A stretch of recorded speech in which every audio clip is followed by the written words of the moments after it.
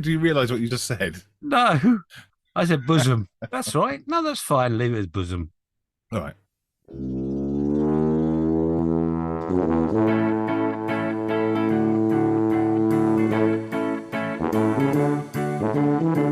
Hello and welcome, or welcome back.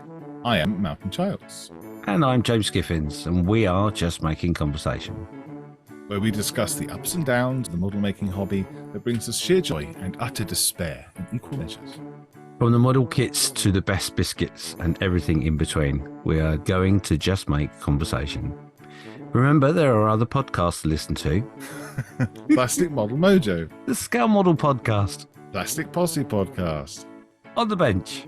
Model Geeks. The Sprue Cutters Union. Small Subjects. Built Sideways. Modellbyggarpodden. The Micro Machines Podcast. Amshow Podcast.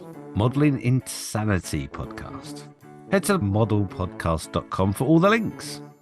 If you've enjoyed this rambling of words, you can show your appreciation for free by leaving a 5-star review on your Facebook or your favourite podcast app. Showing your appreciation with some coin is easy. Click over to paypal.me/podcastjmc or for a monthly donation, Patreon at patreon.com/justmakingconversation. In this episode, we've just been making conversation about misunderstanding mecha and the opening our minds to this world of massive miniature robots. We have to admit we know nothing about Gundam. But why is that? Did we grow up watching a different era of television? Did we miss a meeting? Is it too late to love and appreciate? Gundam is on our shelves in hob shops, has its own UK IPMS SIG, and has begun to appear in competitions at model shows. So let's boat into the bosom of these massive robots and find out what it is all about.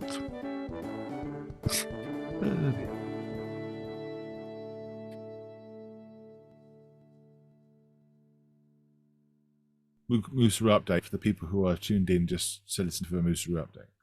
No, I haven't planned it as yet. Both been very, very, very busy lately. Again, Your work is all over the place with shifts and stuff. It is at the moment, yeah. I've decided to change all my shed around with new furniture coming in, so I've done that. So I haven't done any model making myself at all. In fact, I've moved more models than I've built. Setting up to build loads. We've got loads more space and loads more desk area. Getting steady, getting ready. I'm getting down on my fingertips. I'm lifting up my butt. I'm ready to sprint into doing those models. The only reason you're on your fingertips is your chair's broken and you're on a wooden stool. That's why it's creaking. Come on, be honest. It's your old milking stool back from the days. Oh, I need to buy a new chair. So if anyone wants to recommend me a chair that doesn't cost £689 for a big, tall gentleman, then let me know. So we had comments. We had loads of comments. We had a load of messages. We had the highest engagement we've ever had on Facebook. Oh, the phone has not stopped beeping. Message alert, message alert, message alert, message alert. And when you look down, it's Gary Baldy. Who's Gary Baldy? Is he a singer? Well, I don't know, but I'm sure he's not got a full head of hair, but it's just, I don't know, maybe it's a nickname. It's Gary Glitter, I'm thinking. Oh, no, don't go down that road. We have had a number of messages, but yeah, thank you for your comments and concerns and opinions on biscuits. All the people who said that they are interested in biscuits that were not hobnobs, you're all wrong. Yes. Simple as that. And I'll fight you. Well, see, now I'm quite pleased that we've had so many people that don't like hobnobs, and the reason is because they need to be converted, and that's why they are here in the Church of Hobnob to be ordained into the Hobnob Society. Do they get christened? And do they get like a cup of tea and a biscuit at the altar? They are hung over a pit where crumbs of biscuits are dribbled on their heads, and the sign of a hobnob is stamped on their head.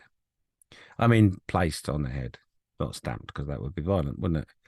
And if they say all the right words and become part of the Church of Hobnob, that's fine. If they're not, we just tip them into the tub with all the crumbs.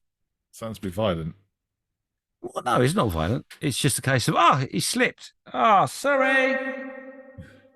Do you know you can go to those shops and get those boxes of misshaped biscuits? Yes, broken biscuits. Yeah, well, no, they're misshaped biscuits or broken biscuits, whatever. Yeah, anyway, that's where they come from. They come from the pit of shame, from the Oh. Hobnob Church. The font. Yes, the font of I thought crumbs. they were just swept up on the floor. Lovely. All right, I need to talk to you about the Lincoln Scale Model Club Annual Scale Model Show 2023. When is that? 15th of October at the Lincoln Christ Hospital School, Rugby Road, Lincoln, LN2 4PN. There are ample parking spaces. Traders and clubs will be welcome. Huh? Neil Pepper is the man you need to see. Go along to the Lincoln Scale Model Show. I think that's the first time we've ever been asked to read out about a show. I'm quite happy to do so. Yes, I think it's lovely, actually. Lovely idea. So go along to that. Are you going? I don't know is the honest answer. It's possible. It's possible. Depends if I upset the wife sufficiently enough. Who else? Patrick Gunstrom. That's how I say it. He says, I am an avid listener of this daft show of yours up in Sweden. Ah, Yeah, I really love the way you pronounce model by Garpoden. you're welcome. How are we supposed to say it then? Well, I think I muller it quite well, thank you. Yeah, well, you struggled and worked on that, didn't you? I did, yeah. All my neighbours wondered what on earth I was doing because I was practicing. And then when my neighbour leant over the fence and said, "What on earth are you doing?" I said, "Model by Garpoden."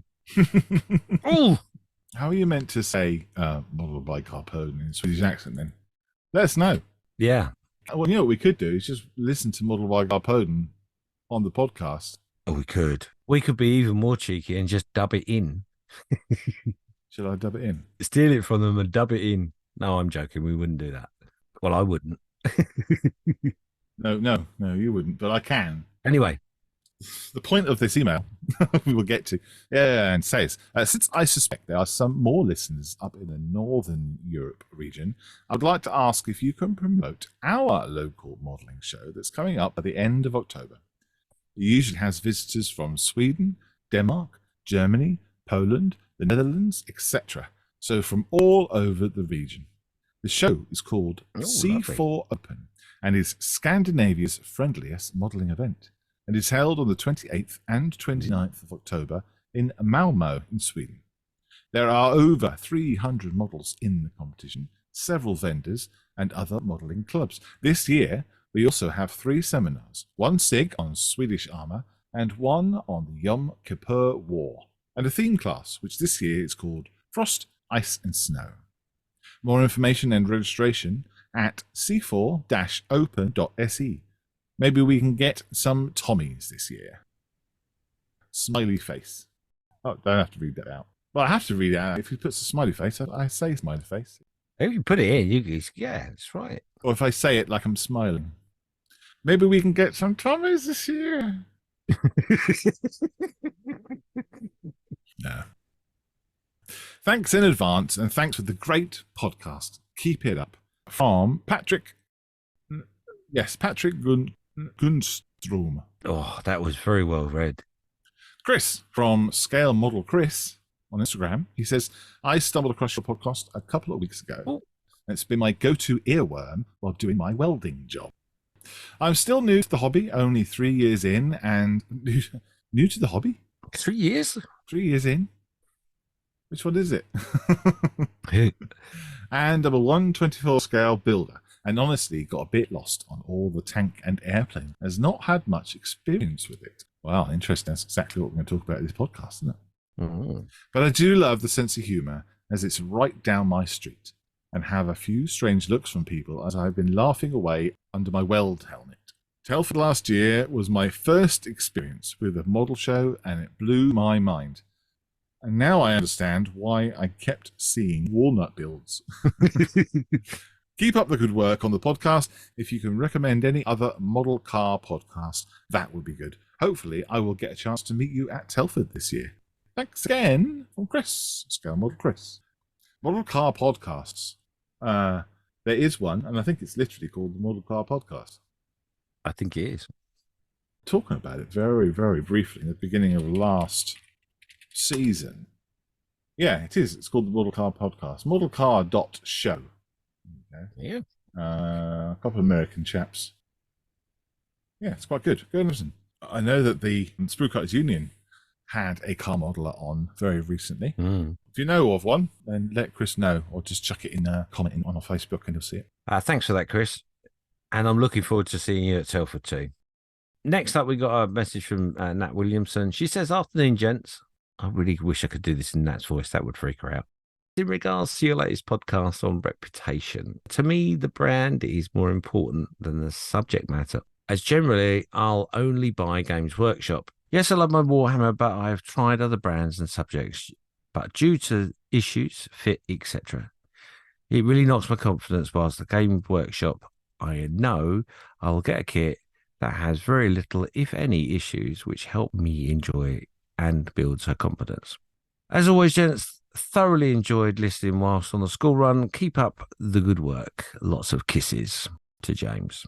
There's only one kiss. I can assume it's for you. Thanks, Nat. Yeah, I can totally get where you're coming from with that.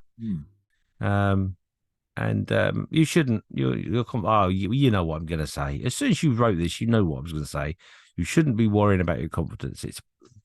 You're banging them out. Lovely. Crack on with it. Not a problem. Absolutely. Well, you can rely on Games Workshop to have good fit and for the models to look good. A great job. The instructions can be questionable. I guess they have to try and do it for lots of different languages today. So maybe that's why it's difficult. Yeah, Games Workshop certainly good reputation. Yes. Mr. Martin Drayton got in touch. He says, "Hi guys, I hope that you're doing well. I just finished listening to your most recent episode and enjoyed it thoroughly. I thought about a couple of the questions that you raised, the first being about brand choice. For me, my primary concern is the subject matter. I will always hunt out the specific vehicle, aircraft, sci-fi subject, etc. first and foremost. After that, I'll try and find out who made the best kit of it. Usually I'll check build reviews or YouTube rather than what's in the box presentations, as I find they still don't prevent you from getting a hard-to-build kit. It's all very well telling you how pretty the parts are, but it doesn't tell you how well they go together. Consequently, I don't really mind which company makes the kit, if it's what I want and it's a decent build. As for where I am, when I listen to the show, I usually listen on my way to work. As a flight attendant, I find it relaxes me before I start potentially stressful few days. Then I listen again on my way home, and it makes me wind down and be nice to my family. Thanks again for producing such an enjoyable podcast. As a Brit living in America, to hear English voices having fun. It's great to hear phrases that I haven't heard for a long time. Sweet. Cheers. Cracking. Love it. Bonza. That was sort of German. I apologise. Achtung. Schnell. Alles klar. Good. We'll be talking to Martin soon, actually. We will be, yeah. I'm looking forward to that. Next up was Andrew Moss. He sent a message in saying that the digestive is king as it goes with tea. Until he introduced cheese. What? Bear with me, guys. I'm going to have to read this out properly because I'm getting very confused. Mm-hmm. Digestive is king as it goes with tea until you introduce cheese. And it goes with wine and port. Mm-hmm. Jesus Christ, I'm not going around his house for a cup of tea. I'm really not. Cheese and wine and port in a cup of tea. It just sounds revolting. Anyway, if that isn't enough for you, crumble it and then pack it down into a tin. And you just started a cheesecake. I rest my case. He has a point. Port and wine doesn't belong in tea to start with. Cheese in tea, it's just not right. Crumbling a biscuit into a cup of tea, you might as well get the most soggy, horrible biscuit and just stick it in the bottom to start with. Cheesecake, okay, I'll give you that. But only because it's cheesecake. His case has been rested. He's rested his case, yeah. I agree. A digestive is an appropriate biscuit. However, I would not agree that it's king. No, see, now, is it really a biscuit? Now, this is the question, right? Is it really a biscuit? Because if it crumbles and goes with cheesecake, it's a base of a cheesecake. It's not a biscuit. It's a base, right? So that's my first point. The second point, cheese on a biscuit is a cheese biscuit. It's not a biscuit. It's a cheese biscuit. That's the point of being a cheese on a biscuit. The clue's in the word. Digestive, is it the king for cheese? I'd argue that as well, because I would say no, definitely not. Is digestive the king of a cheesecake? 100%. I would say. Although you could make it with chocolate cookies. I diverse. You do. Maybe you just should diverse onto your own podcast about biscuits. You could call it the Just Baking podcast. Crumble with James. Thank you, Andrew, for your comment. Thanks for listening, mate. Yeah. Jim Bob has also commented. He says, the Regal Digestive. Oh, here we go. God, it's a mutiny. The Regal Digestive, king of biscuits. The milk chocolate digestive, his sweet-natured, foppish brother, and the dark chocolate digestive, the bad boy, usurper, and lastly, the Jaffa cake, the exotic, beautiful queen of biscuits. Thank you, Jim. Thank you very much for your comment. That was a lot of fun. Thank you very much for everyone who's dudes from Plastic Model Mojo. They got a bit antsy about the whole biscuit. They did, yeah. They're all great-looking cookies. Biscuits, they were talking about being scones. You know those scone things that they have with gravy? And then there are parts. Biscuits don't belong in gravy either. Biscuits are biscuits. No, have you ever had an American biscuit? No, because I couldn't eat a biscuit in gravy. Sorry. Well, they're not biscuits. They're savoury scones. Oh, I understand there's a technical hitch with the English language in that statement. I understand that. Mm. But just the thought of eating something that's called a biscuit in gravy. Well, you'd have a pudding in gravy, right? What? Yorkshire pudding? Yorkshire pudding you're having with gravy. Oh my goodness. I can't believe we've gone down the Yorkshire pudding route. Really? We keep saying we shouldn't, and we still do. Maybe we should actually not. That's the only way. Actions speak louder than the words, James. Yeah, absolutely. So let's move on. As you may or may not have noticed, we have actually listened to one of our listeners and introduced the YouTube channel, the Just Making Conversation YouTube channel, where we put the podcast up on there too. The Bearded Veteran says, personally, I think the reputation is important to a point.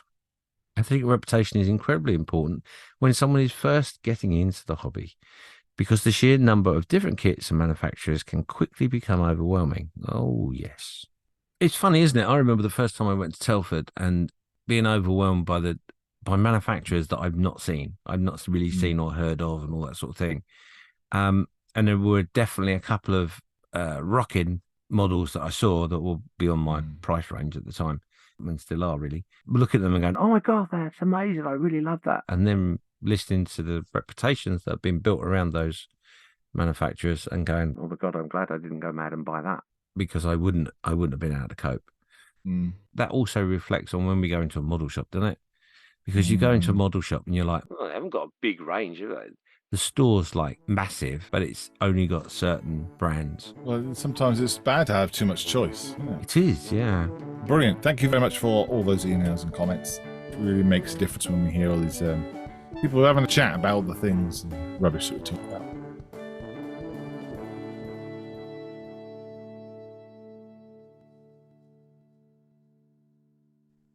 We've dragged Brian, kicking and screaming, from the other side of the pond to talk to us about robots. Oh. And I wanted to find out many, many things, and I wanted to pick his brains and find out what the dealio is.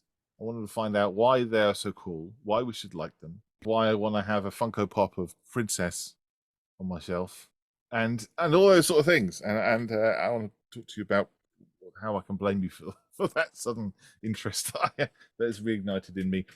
Fantastic. I was really lucky. I had to do a very long drive. I had to do a 3-hour drive, which in the UK is a long way, a lot of driving. And I'm fortunate that I got to listen to lots of podcasts. And Built Sideways, which is one of yours, was one of the ones I listened to, and it was episode 17 of this, the most recent season, right? Season 3. And you were chatting about the IPMS. You were talking about how Gundam wasn't well represented. Gundam wasn't understood. This is true. Let's find out what it's all about. And the only way we can do that is talk to the man himself. Hi. Uh-oh. Welcome. Hello. Brian, tell us about yourself. Where you from, what you do. I grew up in the Midwest. I live on the East Coast. I like to make things. It's a habitual compulsion. Can't help myself. I co-host a podcast, like you had mentioned, Built Sideways podcast. I do the YouTube thing, go to shows, I dance the dance. You know how it is. Yeah, man. Let's see. I like to make all kinds of models.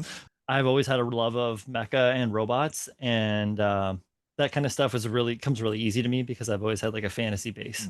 So when it comes to like working on that type of model, it's just really, freeing for me and allows me to kind of like run wild. Okay.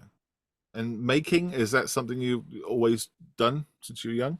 My stepdad's a locksmith, and that was actually my first like on the books paying job was a locksmith. I don't count working in the fields, but and my biological father is a contractor, so I used to spend occasional summers with him and got a chance to see a lot of stuff. And so I got into like basically like making houses and that kind of stuff early. Was really like I don't know what you want to call it, like a fascination and a little bit of an obsession. I got into drafting. I got a bunch of books on it. I grilled my parents to buy a bunch of stuff for me, drafting equipment, and was always into art and drawing, like comic books and that ilk of things. And then just, that's how it is. So like there's a whole huge maker story that's kind of like you can imagine what it is, and that's basically it. Yeah. I don't need to go into the finite details of my entire history. But yeah, I grew up. And what about work though? So is work also? I went to college for art. That kind of bounced off of that because of the way that the school was structured, and then got into doing construction, essentially building houses, building roof trusses and stuff like that. And then moving through from the Midwest out to the East Coast, I fell into like metalworking just kind of randomly because I was building a loft apartment. That was how I got out here. I made a deal with my friend. He would pay my year's rent if I built out the loft apartment. So he supplied the supplies, and I made like a high-end apartment in a New York loft as my first year's rent, which was pretty rad. It only took me about 3 months to build it out, and then I had the rest of the year paid off. All I had to do was I was a freelance scenic painter for a little while, which is cool. I worked in children's theater for a while, which is really, really neat. And then I fell into the metalworking, and that particular shop, for whatever reason, afforded me a bunch of luxuries. I got to work on a bunch of like TV and film stuff. I got to do a bunch of large scale sculptural art projects with international artists and people, because I'm here in New York City, or I was in New York City at the time. And just like we made good connections and got into a lot of, I shared a couple of images with you, Malcolm, in the chat like an hour ago or whatever. And there's one image in there of like a large metal door, right? Yes. So that door is from the Bourne Ultimatum, I think. So we made 2 large metal doors, and there's like a scene in one of the Bourne franchise, Bourne Identity movies, where he's like, there's like an airlock or something. So we made the airlock doors for that. It's like we did stuff for cool. We made the train walls for Girl on a Train. I did some stuff for behind the scenes stuff for like a Harry Potter film, and I did stuff for TV, like Madam Secretary. I did a bunch of finish work because my artistic, drive and my want to experiment and try new things, I got into doing metal finishing. So like patinas, mirror polishing, all of that kind of like the post work stuff. Also, I know how to like, weld and all that mumbo jumbo. Yeah, just like a bunch of crazy cool stuff. So I got a lot of opportunity to work with, techniques and get to work with a lot of different materials and talk to a lot of different creatives. And it's just really rich of an area at the time, at least when I was in Brooklyn doing that stuff. So I live in New Jersey now, so I don't have that anymore. The pandemic kind of shut everything down. So you were quite used to building very large things. Yes, building large things and all things. So the movie work and the TV work, some of that stuff is pretty small. I know that there's like a fidelity issue with like the 4-inch ball. You can't film certain things smaller than a 4-inch ball at distance and have it read. So a lot of times the stuff in the back says, if you watch old Kubrick movies on high def nowadays, you'll see that, like if you can see the back of the soundstage, it looks kind of crazy. But a lot of that stuff is like little tiny detail or like little tiny detail art stuff, or like working in stained glass or like whatever. The opportunity to work with these large planar forms, having the confidence in my abilities to work with raw materials to figure out how to get to point B from point A, or point C exactly, even for that matter, from point A, kind of reinforced my modeling hobby. So like eventually I lost that ability to have that space because of, the things changed. The shop moved. I lost the ability to have the open space, and I had to shrink things down. And this was about 2014, 2015. So I had been doing like resin work and mold making for 4 or 5 years at that point. I was going to have to like basically shut it all off. And I got into like a weird funk. And my one buddy, Andre, kept pushing Gunpla on me because he knew that I used to make skill models when I was a little kid, like building cars and planes and helicopters and every freaking thing. Pushing it on like a drug dealer. Yeah, kind of, right? It felt that way at first too, and I was resistant to it because even though I grew up loving like Voltron and like the Silverhawks and Thunderbirds and most bit of Robotech, all that stuff, like I never really hit the Gundam thing. Like when it was on in the 90s, I just once again I kind of bounced off of it for whatever reason. It was like I think it was because it was the Gundam Wing. A lot of people talk about Gundam Wing. You're gonna get some conversation be like, this guy doesn't like Gundam Wing. I don't. Okay. That's okay.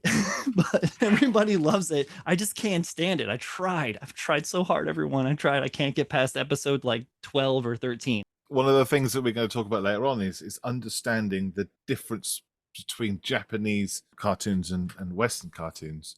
And fundamentally, they are slightly different because the cultures are slightly different. Right. So that's something that we could possibly talk about later on. But yeah, it is interesting that it's not all Gundam that you're a fan of. Oh yeah, no. I actually was not Gundam at all for the majority of my life, not until, less than 10 years ago. It's easy for me to find things about it that I can like because of the things that I have experience with and the kind of stuff I jive with. But it's the same thing for tanks.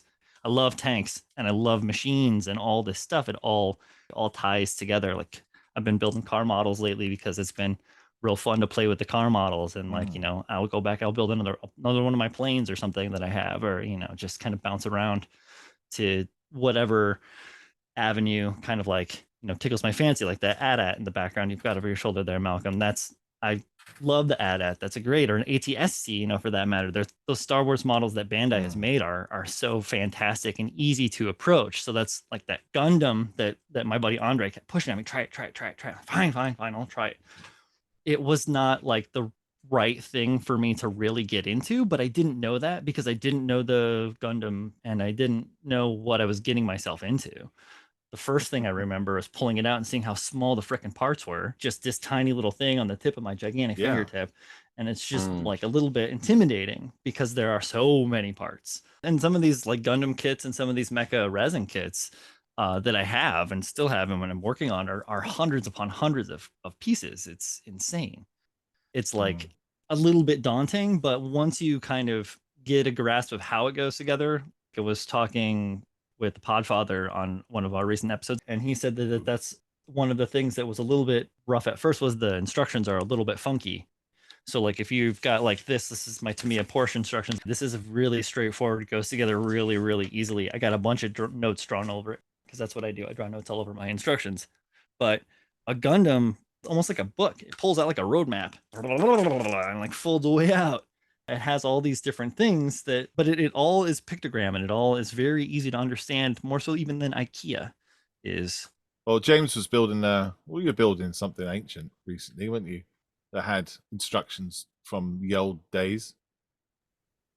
Just recently built an Airfix 00 gauge loco, and the instructions were on parchment. It was that old. So yeah, this was the kit I did. I'm just holding up the kit. So this is the Evening Star. Wow. And as you can see, the instructions are literally on parchment. That's always the worst, right? It takes 3 of you just to open the fold. I haven't done the decals. I'm not sure they're going to work. They look like they were put on parchment as well.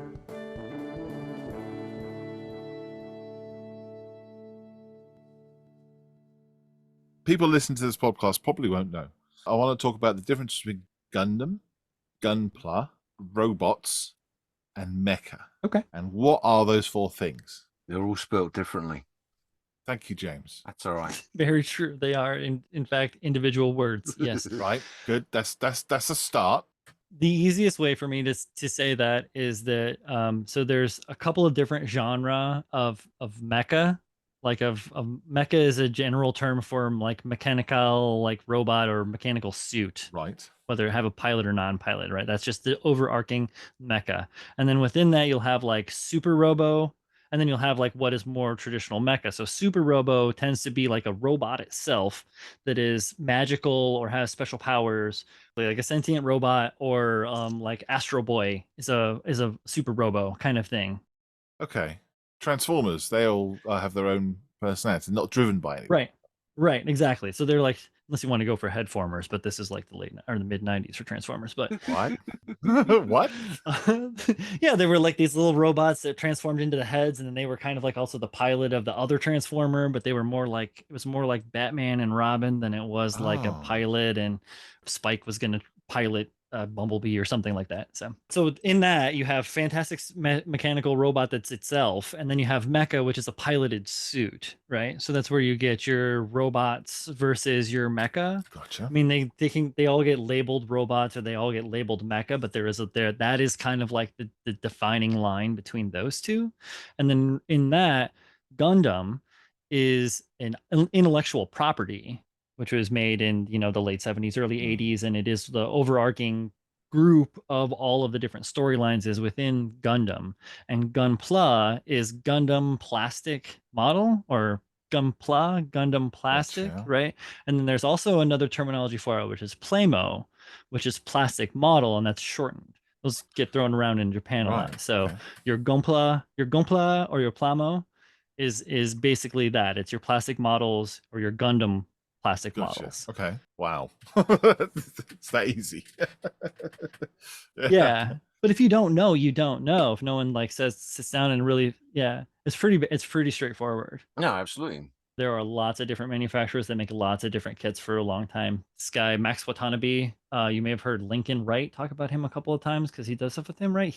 He has been participant of a company called Max Factory for a while, and they make some cool stuff like Dugrum kits, which is it's more like Robot Jocks style mecha than like your Gundam stuff. So it's a little bit more classic. It's gonna have more of an 80s vibe, or like a not really the late 70s, but definitely 80s vibe to it. Different kind of scaling. Like you're gonna find, 35th scale kits and stuff like that, or it'll be like 72nd scale, but it'll be like really tall robot kind of thing. These robots we're talking about, Gundam, they are massive. They are building size, 4 or 5 story tall. Yeah, on average they're on average about 18 meters tall. Yeah, and piloted by somebody. For scaling. The pilots are teeny tiny little dudes in the kits. They actually all come with pilots. Yeah. So 1/44 scale. They generally are even tinier. Are they? Okay. Itty. Well, 100 scale is, I deal with mostly 100 scale, like the master grade scaling, it's called. So there's a bunch of different sizes, and they grow up to different scales, like SD, which is the smallest ones. They're the super deformed, hence the SD, and those ones are more like chibi things, like your chibi planes and your stuff from Hasegawa. Toon tanks. Exactly. They fall under that same super deformed model, really kind of cartoony and fun. Then you have the 1 to 144, which is like your standard, high grade, they call it 1 to 144 scale. They're a little bit more simple. Then you have the real grade, which is a super duper complex, but in the small size. Was that the Musaru Cup build? Was that? That was high grade, I think, off the top of my head. Yeah. Right. I think everybody, from what I understood, everybody got high grades. What did you build, James? I don't remember. Oh, hang on a minute. Bear with me. It's going to be a bit of an operation.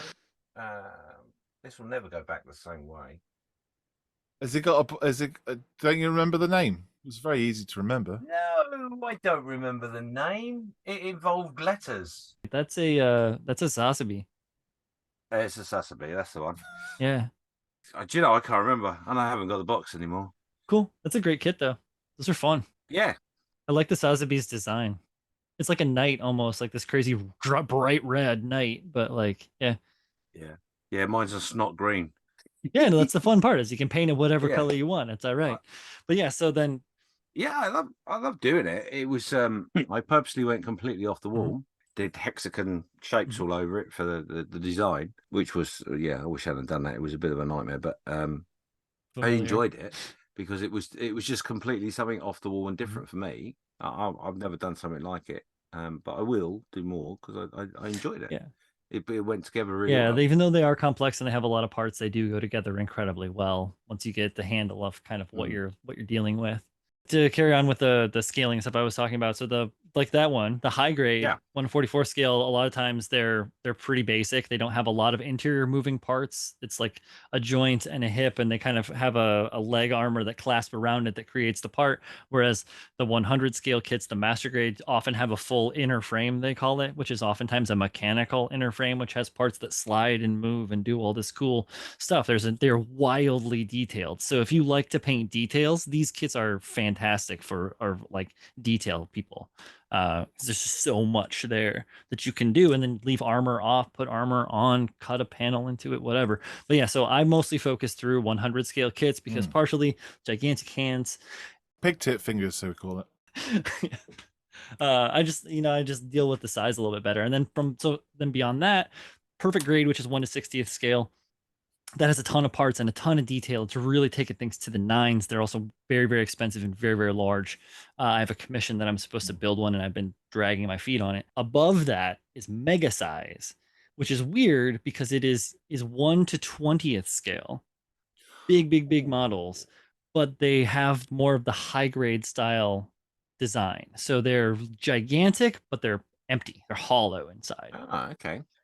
Very like simple, but it's gigantic.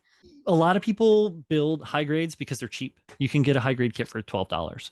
Build it up and you don't even have to paint it or do anything to it, and you have a fully colored, articulated, almost action figure of a model to put together. But then like they have the Bandai makes all sorts of stuff. I guess it isn't. It's Good Smile. That's the company that makes the Macross kits, but they're all under the same philosophy. They just all snap together, made to be very user friendly, with detail built into them, like panel lines and things like that, isn't there? And then, I mean, the community for it is incredibly open to adding your embellishments, like, adding your own panel lines and stuff like that. Now, you're going to have people that are going to critique your design. If you make panels that don't make sense, you're going to get a little bit of crap for it from some people, but who cares about what those people say? Because... Do you mean like in a construction point of view or an engineering point of view, a panel doesn't meet up? Well, yeah, a little bit of that. And then there's like levels of technique. How clean are your lines? How good is the design? Like is your panel line have too many angles? That's more of a design philosophy kind of thing, like you don't want to have too many sharp angles. But yeah, so and a lot of that just comes into basic design stuff, and some of it lies with mechanical design. Making a panel line that doesn't make sense, or putting a panel on something in a place that doesn't make sense, will get a little bit more flack than something that does make sense. Like you would think like, oh, there should be an access hatch in that location to work on this element of it, whether it be hydraulics, mechanics, fluids, electrical, whatever the heck it might be. But like, you're not going to want to put a weird odd-shaped panel on your chest for no reason. I think I know what you mean. Yes, makes sense. In a mechanical way. I can imagine with a high grade, because you've not got that skeleton. If you wanted added panels and stuff on it, it'd be really easy to make those mistakes, unless you are really into the robotics of it and understand where things would be. Whereas if you've got a model that's got a skeleton, you could add those bits in, because you can say, oh, well, actually, you probably need to get to that bit, and I can put a panel in that because it isn't there at the moment. Yeah, it helps to give you a guideline as to where to go. If you wanted to do that, like if you wanted to add your own custom stuff, you're right. Like you're like, okay, you can see from that inner frame, like that there's parts there that you may want to have an access for. You're right, 100%. But with the high grades too, because they're so cheap in a way, for lack of a better term, because they're so inexpensive, they're easy to turn and burn. So you can pick one up, do some crazy stuff to it. Doesn't quite work out. That's okay. Just go pick up another one. And there's some guys out there that model only in high grade scale, and they do like mind-boggling, soul-breaking work. It makes you cry when you look at it. In a good way. There's this guy out there, Haxim, on Instagram, and that guy is out of control for the customizations of moving pistons and all the elements that he does. The guy is fantastic.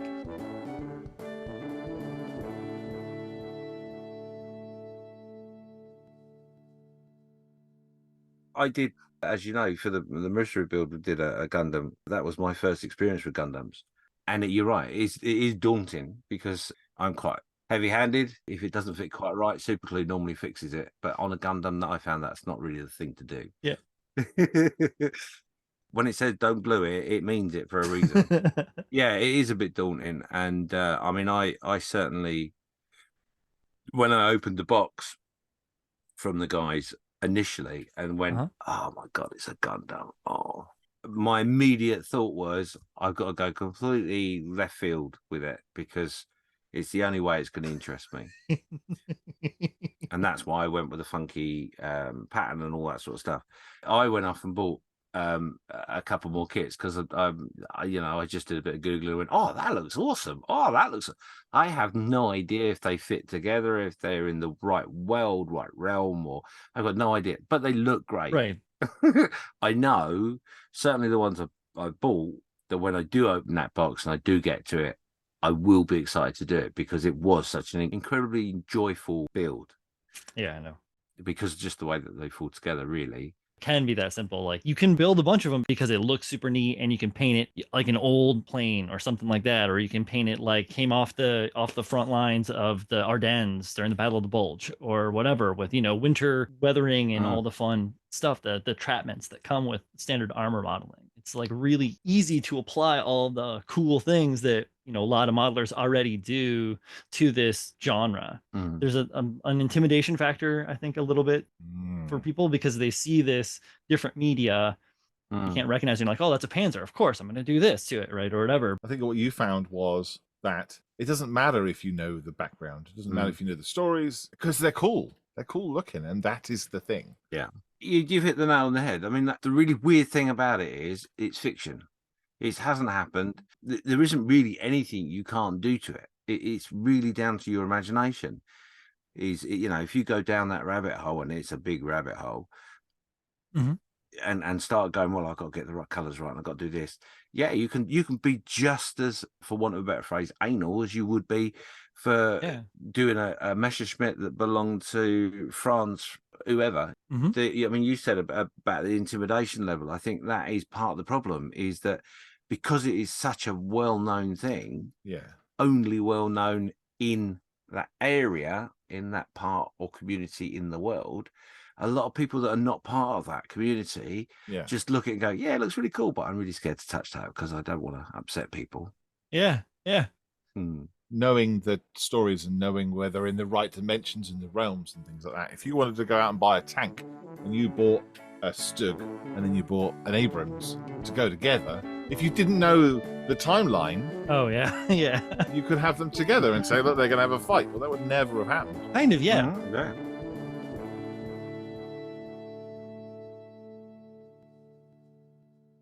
When you're talking about when you first had your first Gundam kit, Brian, you found it.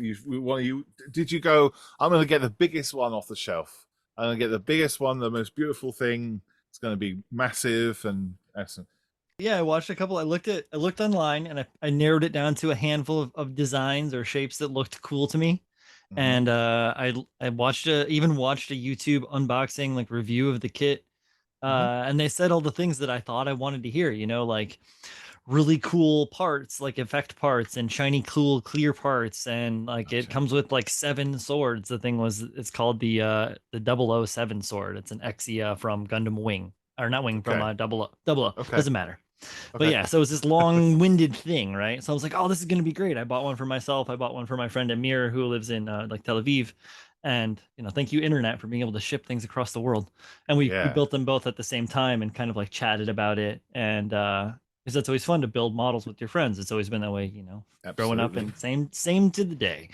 And that was a fun kit. It was interesting to see the mechanics. I really got into, to say I got off on the mechanics of it, the way that all the things integrated together, the way the parts fit smoothly together. I've always been, like I've said, a finish guy. So I love sanding. People say they hate sanding. I love sanding kits. It's one of my favorite things to do, is to sand a beautiful finish. There you go. Send all your model kits to Brian. Brian will sand them for you and send them back for free. No, but I feel like it's a very like it's a very rewarding thing. My old boss when I used to mirror polish a whole lot of stuff, lots of rich things for rich people. And the most ridiculous thing I ever polished, guys, I made a massive mirror polish stainless steel firewood frame. It was a big frame that slid into the wall that you stacked firewood in, and it was a mirror. The whole thing was a mirror, but it was for firewood. Okay. I don't get it. It was cool. I took a really awkward selfie of myself next to it with the reflection. It was weird. Anyways, but my boss used to say that polishing is one of the most rewarding jobs because you actually see yourself in your work, you know. Oh, you go, my God, what am I doing with myself? Yeah, just lots of time with a respirator on, like I'm no stranger to. But you see yourself and go, I've got a beard. How long have I been doing this for? Oh, and you're just like a raccoon, you know, with the goggles and just all the polish all over your face. It's just amazing. Wow. But to talk, I'm so glad that was a firewood stand, because I so thought that was going to go down to toilet humor. I really did. Oh, I've done, and I feel almost lost now because it didn't. But sorry, disappointed. Maybe. No, I wouldn't say there's an element disappointed. Do you know what? Actually, once I got over the oh, we're not going down that route moment. I totally get it, and that's really weird because I'm like going, yeah, no, that would look cool actually. Yeah, because you stack some wood in. Yeah, and then the wife says to you, "Have you got the wood in? Look, love, look how much I put in. It just goes on forever. Oh, it's taking me ever. There's only 2 pieces in there because it's reflective." Right. Brilliant idea. It's a good idea. Well, yeah. Well, then you realise that you got no wood in there, and you just see yourself looking sad and cold. True. That's the downside. Well, I suppose that's the key, isn't it? Is that when you get to the point you can see yourself at a certain level, depending on how tall you are. That's the time to bring the wood in. You got. So it's like a self-reminding thing. You know, my wife would love it. She wouldn't leave a note out, you know, and tell me 25 times, get the wood in, love, and leave a note, 3 notes, post-it notes around the house to remind me, because that's what she does all the time. I'd go in the room and go, oh shit, I can see myself. I better go and get some wood. Yeah, easy. It's that simple. That makes sense to us. Yeah. It's funny. Sorry. I can imagine, like you could just sneak past James and you could see behind him and see like a massive polished wood store. The only health and safety thing that I'd have to pull out is that, you know, if my head's too polished, it's just there's gonna be like you get some, and that's not good. You get some crazy light refraction, maybe start a fire. You have to be careful. Gosh, could you imagine it? I'd have to go in the front room with sunglasses on just to make sure that I didn't get a reflection off my own head. Anyway, where were we? You were being afraid to do different things to approach some of the stuff. You had also, James, you'd also mentioned the like a Messerschmitt or something like that, I think, right? Yeah. And I took a Messerschmitt 262 and kit bashed it with a 100 scale Gyaradoga. And a whole different crazy thing. I sent a couple of pictures to Malcolm just now, which doesn't really help you, but yeah. So like saying that you can do anything with the Gundam stuff or whatever, or the mecha genre, you really can do whatever, like whatever you want. And when I was a kid, first and foremost, you couldn't find mecha kits anywhere. There was no like Patlabor, you wouldn't find anything from Headgear, you wouldn't find any of the Macross stuff from what's that company? They're terrible. I'm not gonna think about them anyways. I was stuck with the kind of the, you know, car model, play models, whatever I could get my hands on. And I was almost a little bit intimidated at that time, you know, obviously I was young, but I didn't know, like, you know, that it would have been okay for me to cut parts and do stuff. I do that on every model now, whatever it might be, whether it's my Musaruka was the Mustang last year, right? I did it wheels up and I cut the flaps and I did all this stuff to make it look like it was flying, which IPMS, they love that. But which is fine. I do it with everything. I did it with a BF 109G. I did it wheels up. It was Eric Hartman's model. I did all the markings. I painted all the markings. I didn't use any decals. I painted all the markings on it, like including the Lotus nose with all the coolness to it. And then I did that same deal, wheels up, bent flaps on a huge tilt. I sculpted this whole thing, which was like this cloud form, water form with all these skulls coming out of it. And it was like the plane was kind of crashing a little bit, or like going down or cutting through the clouds or something like that. Wow. And threw that up in an IPMS, and it's just like, people are like, why are you doing this to my models? Yeah. And it's like, I love that, like, that's more of telling a story to me. I mean, it might be a little bit cartoony and a little bit fantasy, but at the same time, I feel like that's where I shine in making my models, is like, I want that, like, that level of, like, so obviously when I'm doing the mecha stuff, especially if it's original, something like that, it's really about, getting the most out of the build process, as well as being functional and using as much of my built up parts as I have. I have a lot of parts, and but also trying to like hold true to all of the design principles and stuff that I learned through school and through all of the years of working and everything.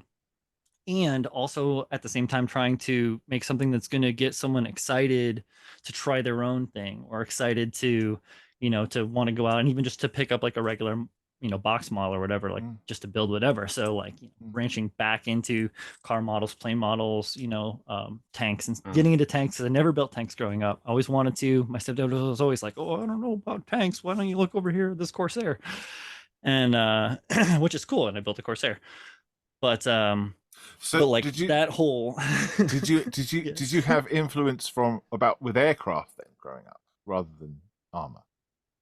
Yeah, very much so. Okay. My well, even though like watching certain war movies, I did that with my stepdad a lot. We watched a lot of war movies, but we only really built plane models together. And then I got into building automotive models and trucks and cars. And then I think I tried to build a USS Missouri, like a very small scale Missouri, and then I tried to build a larger scale Cutty Sark, and that broke me for modeling when in the like mid 90s or early mid 90s. That killed me. You're not alone. Yeah, it happens. I deal with a lot of starter modelers, beginners, let's say, and they all, like you said earlier on, they want the biggest, best kit there is, and get stuck on it straight away. But there are also some of the smaller beginner kits are bloody hard, especially if you're going back 20, 30 years. And I always recommend like the newer ones that are small, because then they're much easier to do. I don't want to be a stirrer in the room with my wooden spoon or anything like that, but is there the community that deal with a mecha and all that sort of stuff, are they a very open community, or are they very, this is how it should be, it shouldn't be? Because I mean, you've spoken about RPS and the Messerschmitt and using your imagination, which is great. I just love that. But is that community quite closed as well, or are there a lot more, because it's a futuristic thing, are there a lot more open to going off on a tangent? Yes and no, but it kind of depends on the community. Like if the community is full of a bunch of jerks, then they're going to be weird about it. But for the most part, there's kind of like it's a meme, and it's also truth. It's the Gunpla is freedom, is what a lot of people will say, and it's really used to death. And so there's like half the audience that's listening to this that's heard that before is backflipping from eye rolls. It's ridiculous. And yeah, so it is literally, you can kind of do whatever you want with it, or how simple or how complex. And in a way, like if you listen to the On the Bench episode that Dave and the boys were talking to Pursaku Girl and I can't remember the other one's name. I feel bad. But they were speaking about Gundam and about how the different levels of completion or different levels of work that are done to it. And so like there are, groups of builders that just take the model straight out of the box and like clip the nubs, like clean the nubs off it, and maybe do a little bit of like cleanup sanding, and that's about it. Snap it together because it's already colored, put stickers on it. # no stickers guy. and It's lost all our audience, all gone. Rolling my eyes in disgust. Stickers. I mean, whatever. It's just not my thing. that's a whole community, and there's so many people to do that, and I think that that's wildly fantastic because it's it's allowing them to have a little representation of this thing that they saw on TV or in the model shop, and they whatever. It's really cool. But then there's like the people that are straight builders, which is more like fully built it out and then did like a panel lining and did like some elements to it, which kind of jazzes it up a little bit. And then you regular painting it, and then there's the crazy customizers, and then there's the off the wall guys like myself and my crew of dudes I run around with. But like because of that, there are so many different divisions that these things, aside from even just scale, that things can kind of get broken down into when it comes to when we start to have the conversations with the IPMS that are starting to build up.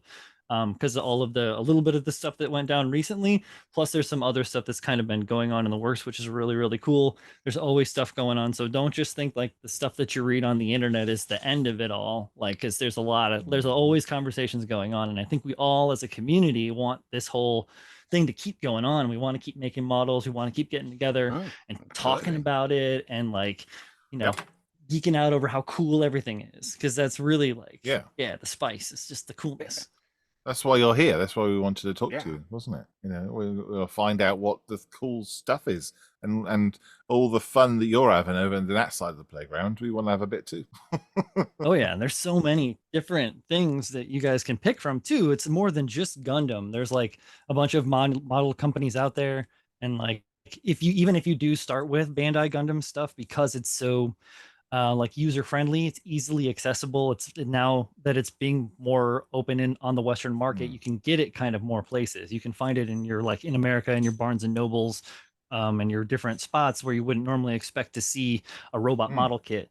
They sell robot model kits there, and they won't even sell regular other model kits, or whatever. But I think we're over here. We're not quite there yet with having Gundam kits on our shelves. But they do have. Hold up. So even though the GBWC is an absolute like mess, it's a disaster lately. This year they allowed, like, at least the UK has a division finally where the UK is participating in the global Gundam World Cup thing or whatever, which is is steps to getting the IPMS. It's like got categories. You mean? Is that what you mean? No, I mean GBWC, which is the Gunpla Builders World Cup, which is hosted by Bandai. Like they're like, they don't really put that everywhere, and they didn't allow countries for a long time to be able to participate. So they didn't allow like even UK or like I see you guys or anything. They just didn't. I didn't even know not it existed. even a division for it. So there we go. Right. Yeah. Well, see, that's the thing, right? Yeah, and that's like for a long time that was the penultimate for Gundam builders, was to participate in the GBWC, the Gundam Builders World Cup. I participated in 2018 and 2019 in New York City, put my models out there for the, and in the first year I probably should have been disqualified because I put in a complete resin creation that I had made, my own resin kit of a Gundam, but they couldn't tell because it looked so good. Aha. And even though it was the one that they don't make, they never thought of it. But then the next year I won, which is fun. But that was with an original creation, the Flea, the quadruped thing with the guns and all the big thing. Yeah, that thing. Which was fun and a really cool experience, but also there was a bunch of outrage over that because I used a singular Kotobukiya part on all of these Gundam parts. I used like parts from like 18 Gundam kits, and I used one Kotobukiya part, and people like freaked out. Then? Yeah, which is no, because it was nothing. It's in the rules. You can do that. You can use parts from other kits as long as you don't use your whole kit or base a whole kit or base your build on a kit that is like from a third-party manufacturer. There's no problem with that. Now the rules have been a little bit weird too, and that's why I'm saying GBWC is kind of a crapshoot right now, because there's like people in other countries, because it's all digital lately since the pandemic, it's all become digital. People have been doing kind of like inappropriate stuff, like entering multiple kits under alias or entering full on like resin kits, and the powers that be, the people that are like trying to watch this stuff don't really know what they're looking at per se. And so there's like some stuff kind of like eking through, and there's going to be drama that's going to go down here in a handful of weeks. Wow. Well, that's the thing, isn't it? Is they don't know what they're looking at. And I think that's the key. I think that's why I wanted to talk to you. So Mhm. how do we find out what we're looking at? How do we learn about the robots and the I think that I feel like that's almost a like, losing the forest for the trees kind of thing, right? It isn't matter that it's a Zaku or a like a GM sniper or a whatever the heck it is, Philanthropist or whatever the heck weird names they have for these robots, right? It doesn't matter what it is. What really boils down to it is that it's still a plastic model. You still have to do all the plastic model stuff to it. Yeah, you can take it apart to paint it and put it back together pretty easily. That's a plus, right? But it also has like 400 parts or something like that. So it's not the best thing to have to do. It's all part of the process. But it's like what it is it's just a squarish or roundish thing that's been cleanly done and has clean panel lines or doesn't have clean panel lines, or it makes sense for design wise. Like that's all basic art critique. We learn that you learn that stuff. We go to art school, like that was a big part of when I went to school for art, was a lot of time critiquing, talking about your art, talking about other people's art, and that whole it's being able to understand where a person is coming from, being able to recognize the basics within the thing you're trying to look at, and then applying your best judgment towards, if you're trying to go for awards or some weird thing like that. Yeah, that's where it comes from. But I've done a lot of judging, and I've done a lot of me and the boys did this show called Critical Builds on Chris Pabs's YouTube channel, where it's a submission based robot, basically mostly robots. We had a few cars, we had a few other things in there, but it was a lot of Gundam, but a submission based critique and review showcase show. So people would send us, they fill out the Google form, they send us like 10 photos.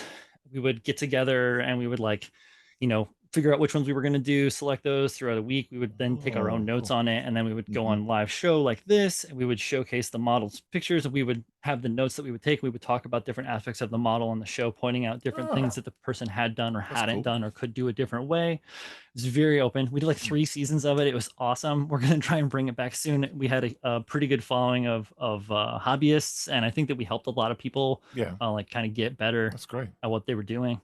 That's cool. Yeah. That's a really interesting idea. I got to be honest. I'm listening to you and just thinking, IPMS judges, get them around the table and select like you would on a competition, select an area and go, okay, we'll get this guy because he does it for that show and whatever, and then do that as a video. That would I think that would be helpful. I mean, I'm sure it'd be a bit of drama in as well, because of course, it's the same as any show that you go to, but it would at least take away that mystery, wouldn't it, of the way things are judged, perceptions, and all that sort of thing. Processes. John, just Mr. Banani, if you are listening to this is my idea. He doesn't listen to us. Well, he does listen to me. He probably does. You'd be surprised. I know I'm his favourite, so it's fine. But I can edit that out. It's fine. Yeah, I know you will anyway. But yeah, no, that's a great idea. I really love that idea, because that just opens up so much of the mystery, but also has got to be inspiring to watch. Even if you're not the modeler sitting there cringing, going, "Oh, I can't believe you said that about my model," and everybody would learn something from that process. And I think, that harks back to a couple of the conversations that have been going on, and always generally go on around national shows and local shows, is that, give us some feedback. Where are the notes? I want to see what the judge said about my model, and blah blah blah. That would be really interesting, actually. Well, and one of the nice things about that particular show and the way that we ran it, because it was submission based, we would let the people that we were going to review or whatever critique, depending on what they wanted. If they just wanted us to showcase their model, we would just showcase the model, and we wouldn't really, we wouldn't critique it or harp on it. But if we want to critique it, we would critique it. Obviously we're not trying to be cruel or mean or anything. It's all based from the sense of progression and becoming a better modeler all around. But because we knew who was going to be on, we would let them know ahead of time so that they could come into the chat and we would give them, it would be like live feedback. So they would be able to write questions and ask us questions, and the rest of the chat also would be able to ask us questions about what's going on, and we get a more of a broader spectrum of people to interact with about the model. So it isn't really a thing where, oh, I can't believe that he said that about my model, blah blah blah, because it's a submission based. They already have put their model in there, knowing that we are going to talk about it and go from that point. So it comes from a purely wholesome place, and it's super duper rewarding. I really miss it now that I'm talking about it. I'm getting like goosebumps on my arms. When I did fine art, we used to have crits. Every Friday we would sit around and we look at each of all of our different pieces of work that we've done in the week, and we would critique all our work. And there's a skill you need to learn. It's a skill you need to learn to be able to accept that you're not perfect, accept that there are mistakes and you probably haven't seen them, but also accept ideas that other people have as well. And then you also get the chance to offload on someone else. but we're that way. It's really difficult. It's really difficult to be open-minded over something that you may have taken a long time putting together, throwing all of your new and best skills that you've learned into that love and joy that is represented in a bit of plastic and paint, and then be willing to have someone give their opinion. And let's face it, as we always say, part of the critique side of things is that to give pointers as to in your opinion of what may have not gone quite well, or could be done a little bit better by doing this or that. That's constructive criticism. Right. That's what we all crave for, really. What we don't want are, going back to a previous thing you said, the jerks going, hey, they can't do that, la la la la la. Yeah. When we all get that, I get that at work. They're called supervisors. Well, yeah, and that's really like a challenge for the people that are critiquing, and that's really the toll that it comes for the judges to be able to do, is to be able to put themselves aside and to honestly look at the work from the artist's perspective, which is why I like the gold, silver, bronze thing. I went to a show earlier this year where that was the way that it was run. And not only was the weird stress that comes from going to an IPMS event that is weirdly there, that doesn't really need to be there, but not only was that not there, but it was a broader way for people to kind of see where they were going. And then so you have to take yourself back a little bit. You have to look at the object from where the person is coming from, and kind of you have to look into kind of read the tea leaves a little bit on it and on the build individually. And where IPMS is like, oh, you docked off for crooked wheel, misaligned aileron or whatever, something's just minor little thing is off, you're off the table. But not really looking at the piece from an artistic standpoint, where you're talking about your crits, Malcolm, the same kind of deal, where you learn to be able to see the different things and kind of where a person has come from. And then the challenge, I guess, would then be the tact of being able to relate that to the builder, especially in situations where we're giving feedback, like live feedback or whatever. And it can be really long. And I get where the IPMS guys are talking about how it does, if you give extensive, intensive feedback, it takes a long time. We did that with Mike Rinaldi on the we did a clean versus weather. Well, I participated in the build. I made a really cool ass model, but Sacco Aurelius, my friend, and Mike Rinaldi and Chris Pabs and a bunch of people hosted and judged a show called the Clean versus Weathered Mecha Build through USA Gundam Store. And I had put my model in and was like, I don't want you guys to give me the opportunity to get a prize, because I'm beyond that part of my modeling kind of thing for that, because I've won so many kits and stuff from all the years of doing the the contest run, that I don't need that crap anymore. I mean, it's not crap, it's just that I don't, I have a lot of models. Give it to somebody that needs it, or could use it.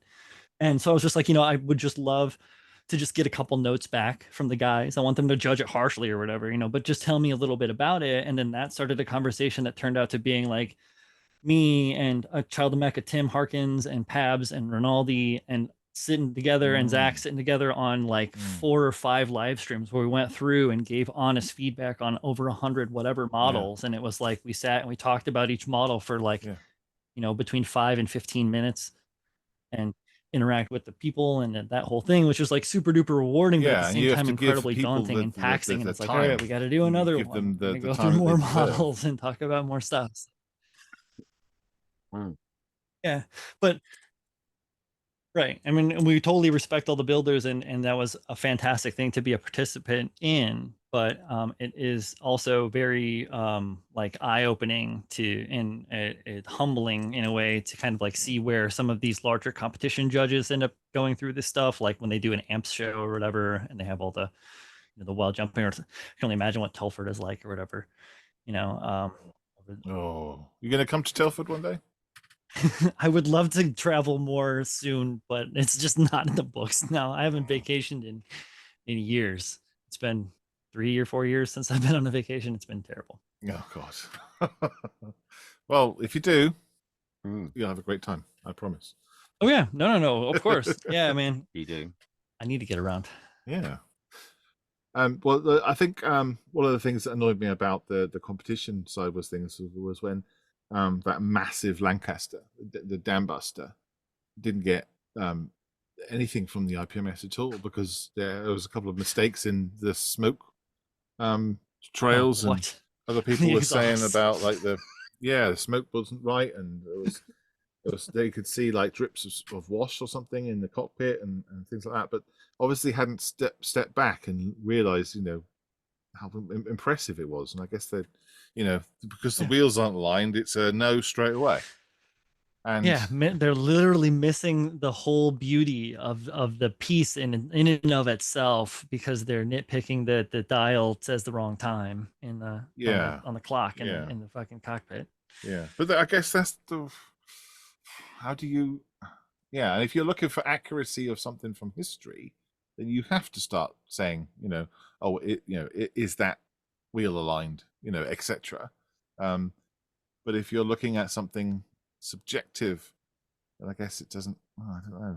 It's very difficult. Like, I was gonna say, like, is it a historical competition or is it a modeling competition? Like, I mean, and I get the level of like care for assembly and the need for stuff to be put together properly. Yeah. But I also see I can also see there being a place for the vision and the direction behind the builds as well. Yeah. I don't know if that means more more subdivisions where there's like a rivet counter subdivision, and then there's like the guys that just like to make cool shit subdivision, and like right. like I don't know.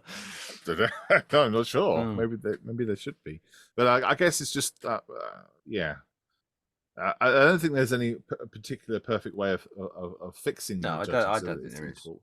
And that everyone would never agree anyway. But I don't think there's a fix. It's not a fixed situation. No. Things just we have to keep evolving and keep having conversations. Yeah. And I think that's keep working together to try and find an amicable end. And is everything that we suggest going to work? No. But does that mean we shouldn't try anything? No, of course not. It means that that's right. We got to be prepared for some stuff to not work out, but to still try to do that. Like me and the Gundam guys and that's actually a group of people on the West Coast, the Gundam guys, or those Gundam guys. And I'm friends with all those guys.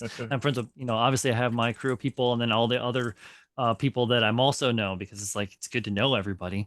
It's like, we're all like starting to work. We're going to keep working as far as I can, if I can make them do it. We're going to keep working with the contest systems and the different shows to make sure that everything is understood on all parts and that we can find more of an even ground so that this we can all keep making cool stuff. Yeah, absolutely. I couldn't agree with that more.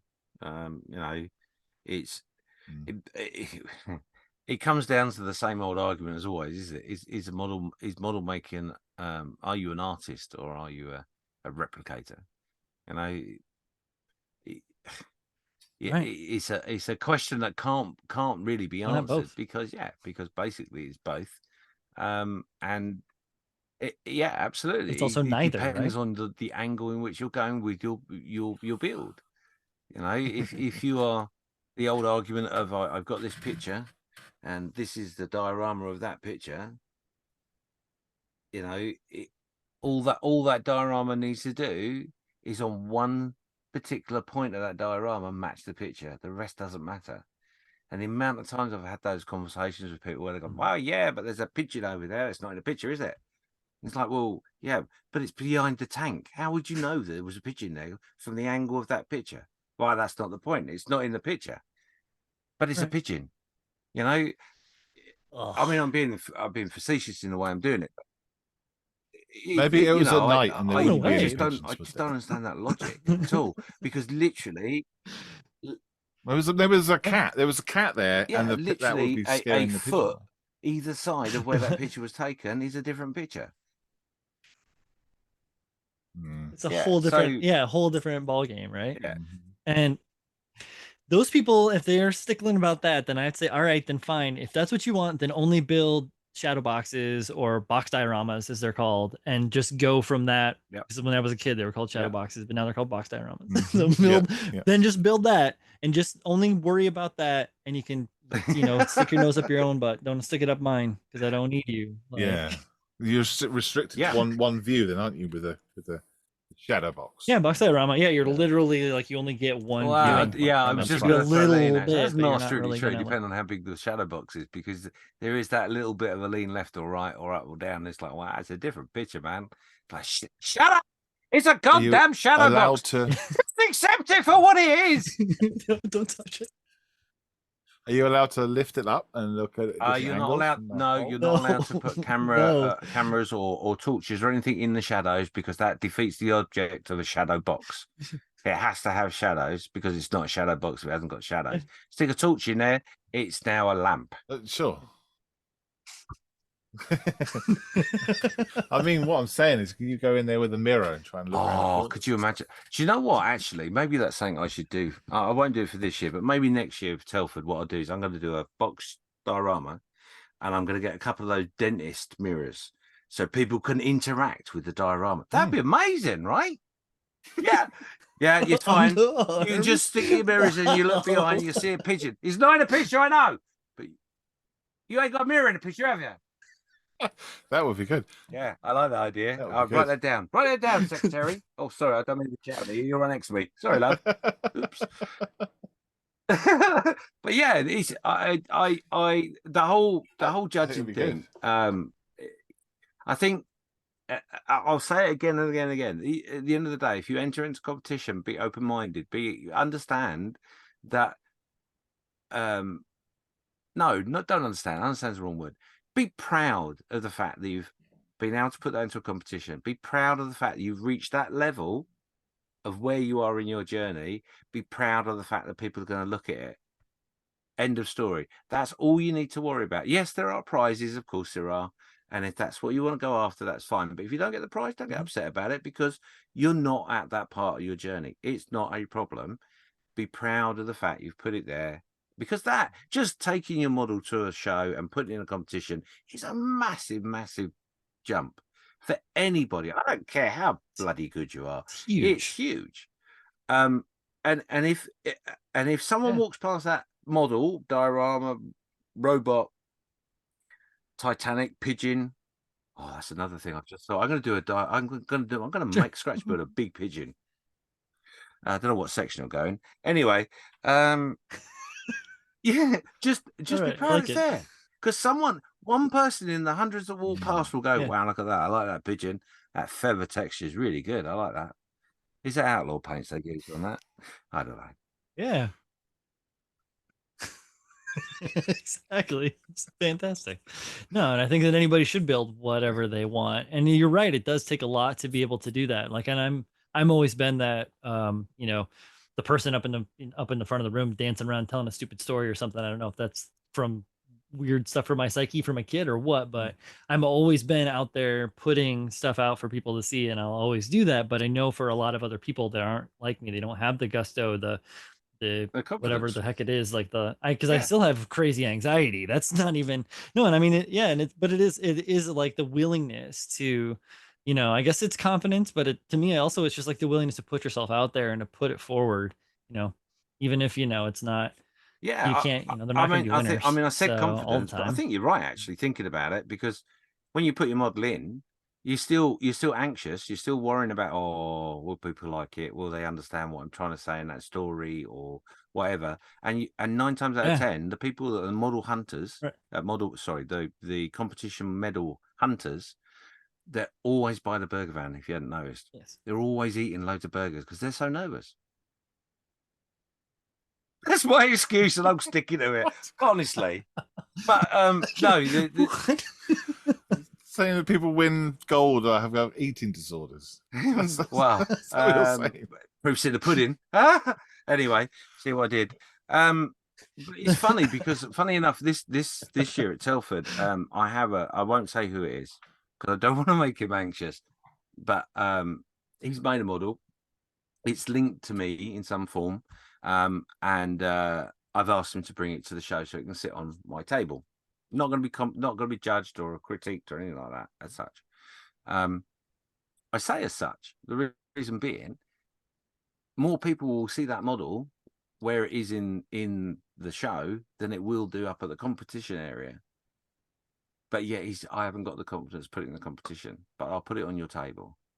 Which to me, I just like. I get it, I understand it, but I'm just like, actually, that's an interesting idea, because had you realised? And now he's going to freak out and tell me he's not taking it. Sorry. He will take it. I know exactly who you're talking about. Yeah. And what he's talking about. Yeah. So he better take it. But he will be there also to proudly stand with it too. If you're at a competition, you don't get to do that. I suppose that is true. Yeah. And that can. You can get to defend it if he feels like he do wants you to do that defend it. though? I think defending it would be the complete wrong Explain. move. Standing back and pretending the model next to yours is probably the better move, because then you can understand what people think of your model. How? Well, usually it's when people Yeah. say, "What kit is that?" or something, don't they? What paint was used or something, and then usually the person is naffed off somewhere. So yeah, you're right. I think that someone standing next to the model is pretty cool. And is that harder though? Do you think in the competition? Because at least when you put competition, you put it away, you go over there. For me walk away, personally, and then... I would say it is harder putting it on the table than in the competition, because realistically, yes, there's anxiety, don't get me wrong, but you take it up there, you put it on the table, you put it in the best position you can, given however many models there are. You might go up and check it before the judging starts and see that it's been pushed to the back by everyone else putting their models in front of it or whatever. But then you go off and do the show and you don't really think about it until someone on the antenna goes, well, the gold's been given out. And you go, oh, can I go and have a look? But if you're standing next to your model, potentially, that's a lot more interaction, which is really, really good, because you get feedback and all that sort of stuff. And things pointed out that you won't have noticed most of the time. And generally speaking, it's always positive, because if they don't like your model, they walk past and critique it as they walk down the aisle. So as long as you don't follow people, as long as you don't follow people, you won't know the bad things that are being said about it. And a tip to the wise: don't follow people in the model show anyway, because it comes across a bit weird, a bit like if you're in a competition area and you're like trying to hear what people are saying. That looks weird too. But yeah, no, I think it's harder personally. Yeah. But yeah, we've gone off on a tangent. Sorry. Yeah. No, I was gonna say I at the most recent local IPMS I went to last year, or this year, I guess it would be. I had a customized car hover bug thing, a hover VW bug that I made fancy for this project called the Cerulean Project, which is a whole different thing. But it's like a charity thing, which is really cool. But so I put it out there, and It doesn't belong to anything. It's just something crazy creative that I made out of a bunch of mecha parts and tank parts and whatever that I put together with this bug and did a bunch of crazy body work and did all this crazy paint job on it. But I was just randomly walking through, and because that's what I do at the model shows is I'll just go up and down the aisles a bunch, and then I go into the vendor room and I circle the vendor room and I go back and look at all the models again on there to try and, because I'll see something new or something will change, or maybe I'll someone will see something and I'll hear a thing and I'll talk to somebody about whatever the fuck it might be. And because I like to look at every model. I want to see all of the work. That's why we went there. We all went to the show to put our stuff out there. You should look at everything. You shouldn't just, no offense, you shouldn't just sit by your model and expect people to ask you about it, or like so that you can chime in and talk about it. But if you're there and that works out, I feel like that's a fantastic opportunity for that to happen. But I feel that it's more rewarding if it's an organic process instead of a manufactured thing where you're standing there even with your business cards and you got your placard on your sandwich board on that says I made this model with a picture of the model and a hand pointing an arrow over to it or something. Yeah. Well, there's a difference between IPMS shows, model shows over here, is that we have clubs that will have a table, club table, and then everyone's made their models in the last couple of months, year, whatever, put their models there, and then everyone sits behind the table. They're like, here is what I have, here are my wares, and then there's the competition, which is a separate table, it's a separate room, which is a separate thing. The competition isn't in front of you, so you'll sit there and have a chat with your mates behind the table, but you won't stay there the whole time. You'll get up and you'll also do the walk, Of course, yeah. But I don't think you have that over there, do you? You don't sit down and sort of sit with it and go, come and ask me questions. No, not at all. No. Like very, very minimally. I think that I feel that it will change towards that. We will move towards that naturally because it seems like a better final solution for things. It's a better resolution, or I should say, than a final solution. That's very ominous. Jeez. But a better resolution. Yeah, no, don't get me wrong. But I like a better resolution for that. But I guess where I was kind of leading to with the scanning around and then hearing, like, I didn't say this, but when they were judging, I happened to be walking by the opposite side of the table when they were judging my piece, and I could hear them talk about it. And it was disheartening. I even talked about it on one of my previous episodes of the podcast. I said very nonplussed because what was being said basically was like, this looks really cool, but it doesn't belong to anything, so we can't judge it, essentially. And it's like, that's frustrating for me as being, creative and approaching this from a very outside of the standard, the standards. Like, it doesn't, like, right now I'm building a DeLorean time machine. I'm going to put that in the sci-fi thing next year. They're going to know where it's from. So they're going to be able to be like, oh, that's a kick-ass DeLorean time machine from Back to the Future. Yes. We can judge that. Right. Like, I know what I can Google that on my phone. You can't Google a custom hover bug on your phone and find anything other than the photos that I posted.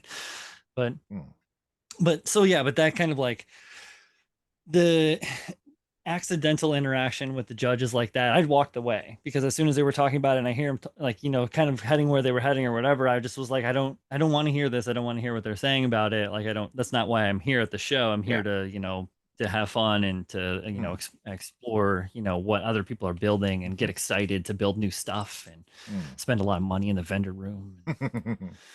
That's interesting. I guess maybe you over across the other side of the pond then don't have that experience where people will come to your table and talk about your models and ask you about them.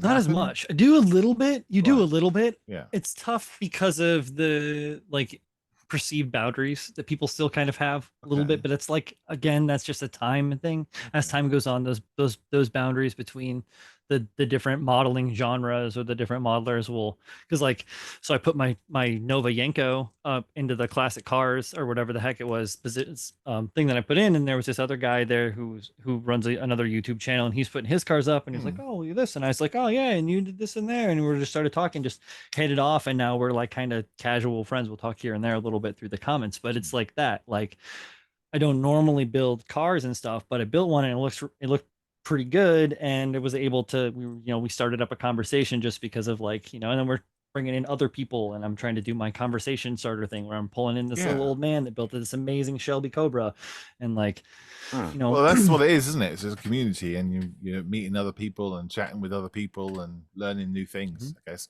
Yeah, I wouldn't want it to be all just competition at all, because it would be, it feels it wouldn't be right. Wouldn't be a show otherwise.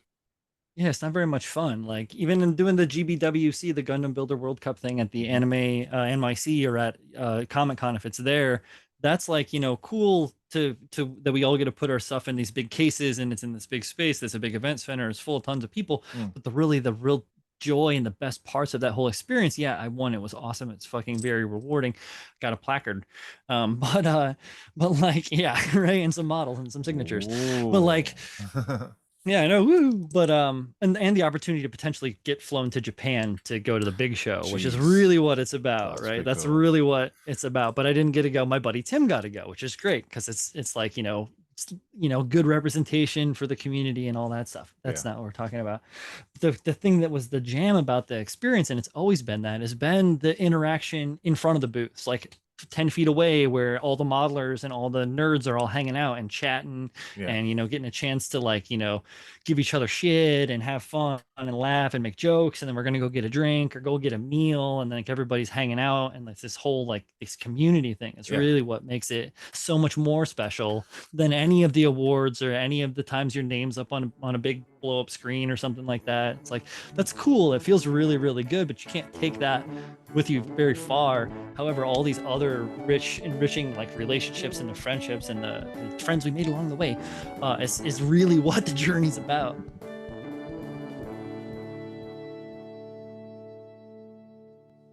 So you gave us some homework to do to bring us up to speed with your interest in Gundam and mecha things. Give you a little taste, yeah. Now, I'm like a good boy, have done my homework. Oh, you grasser. Oh, have you not done yours? Yeah. So James couldn't be bothered. So I have. You gave us a film to watch called Dragonheart. Dragon's Heaven. Dragonheart is the one with Sean Connery where he's the dragon. Sean Connery, the dragon. Yeah. Yes. Can't remember any of the names of it, but he's done his own work. Shut up, you. That was really cool because it brought back a lot of memories of watching Transformers the movie. That then sparked me to realize how much I enjoyed robots and Transformers and, you know, that kind of thing. You sent us a video from a chap who has a YouTube channel. Yeah, the channel is great. And he was talking about Secret Galaxy. Wasn't that the one that you watched? I'll be honest. I watched the first link, which I think is the thing that Malcolm has attested to at the beginning there. I did watch it very late at night when I should have been in bed, and I just got the feeling it was very much like an old show with lots of smoke effects. You only watched the first few minutes. Yeah, the first little bit is like a live action modeling. It's actually all scale models, actually.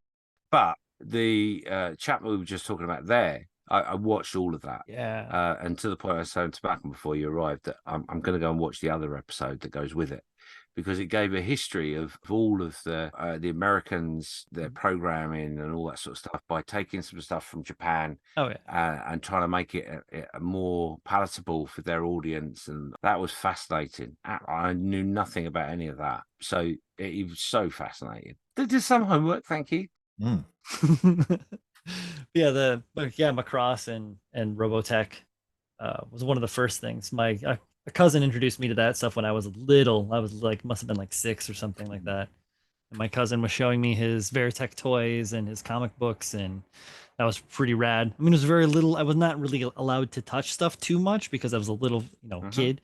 But at the same time, it like burned into my brain these cool robot airplanes. It was basically like an F-14 transformed into a robot, and that just like blew my mind. I was like, this is the coolest shit ever. I want this in my body. I need this in my soul. Like I understand exactly what that is. I can't put my finger on it. Third thing I showed you was F-91 Gundam video sort of thing. It was not really like the story per se, but it was like a collection of one of my favorite iterations of Gundam, which is F91, which a lot of people don't like. I like a lot of things people don't like, and that's okay. But the thing about it that I really enjoy is the art and the way the animation is done, the design of the robots and the line weight and that whole kind of stuff. Like that's my animation and my art background, my wanting to draw and be an animator when I was a little kid, you know, before all the other things I did. And like, you know, that's where the true love of that stuff comes in, which is why I really love hand-drawn animation more so than even, you know, the modern stuff that you see nowadays. So Yeah.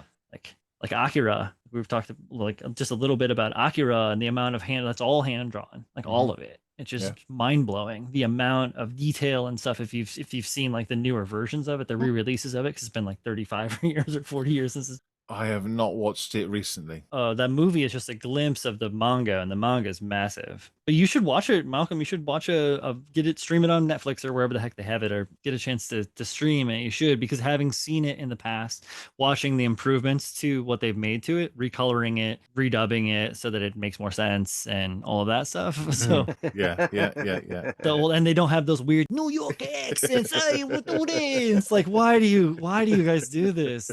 Yeah, I mean, I haven't watched it. I tell you why. I think when I got back into modeling like 5, 6, 7, 8 years ago now, I looked at trying to make one of the bikes, the Akira bike. Kanada's bike, yeah, has a specific name. I don't know it. Just amazing. You can't get them unless you're a billionaire. You know, so that's a shame. One day I'll build one or get one made or something. Yeah, I mean, I got a 3D printer. I'm gonna start getting back into 3D design. Maybe a kit will happen. Who knows? Let's make one. Wouldn't be the first model kit I've designed. Yeah. Let's do it. Well, anyone's listening out there, can I have one, please? Yeah, or if you know about it, leave a comment. Make it look like it's sliding across. Uh-huh. You know, like in that iconic shot where he's sliding in and he slides kind of across the camera. He's got the laser cannon or the laser gun in his hand. He's got the jerry rig battery pack slapped over his shoulder. Oh, it's such a cool shot. King of the world, isn't it? Anyway, what are we talking about? Yeah, robots. Yeah, so go watch Secret Galaxy if you want to know a bit about robots. Lots of different stuff. Yeah, anything. He talks about Go Lion, Voltron. He'll talk about he talks about what you had talked about with me briefly the other day about Battle of the Planets. And there are several different versions of that, almost like theming. So you had Battle of the Planets, and there's like before it was like G-Force, right? The same thing. But there's also Silverhawks, and then there's another one which is not either of those two things. And it's very similar, bird like avian style, you know, same kind of thing, flying around in the big blue and red spaceship and all that, like just clones of the same show. But these are superheroes, aren't they? They're not robots so much, but the large mecha that they have in that show, like they're God Phoenix, they're big aircraft that they fly around in. Yeah, that is big and powerful and can go through space and has massive missiles and lasers and everything else. Yeah. And I watched that because I'd watched the Secret Galaxy thing, and one of the videos that came up was, hey, do you remember Battle of the Planets? And I was like, oh my God. That sparked something in my mind. It's like, wow, I do remember watching that. And I watched it, and the intro was incredible. It's like meeting an old friend. This music in the intro was really powerful for me, and that shot of the God Phoenix at the end when it's turned into flames. I must have watched that every single weekend for years because it's so good. And also, you can see Princess's knickers in the intro. That also, which is why you want to get the Funko Princess. Okay, thanks, man. Okay, maybe that sorted me out. You know where I was heading sexually. Who knows? It's cool, brother.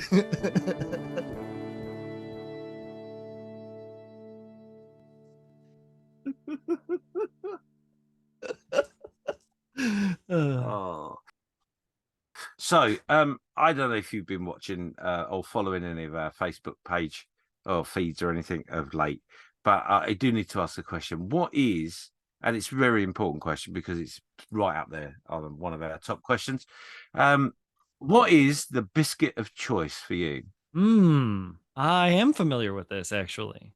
See, now that's tough because there are many very good biscuits, crisps, cookies here in the States.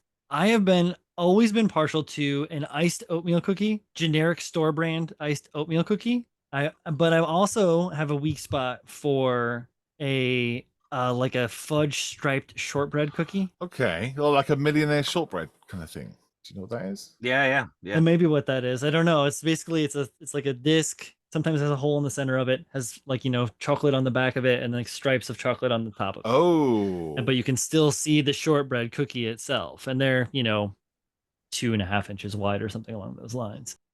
I think I know what you're talking about. You're talking about the high-end Fox's biscuits, James. Do you know what I'm talking about? Oh yeah. Real chunky buggers. Well, no, they're not super duper chunky. They're actually fairly thin. In the States, the Keebler company makes them. They're called fudge stripe cookies, the Keebler branding fudge stripe. But I buy the generic ones because they're the same cookie. They made in the same. They come out of the same Right. cookie machine, and then they go into different Right, okay. packages.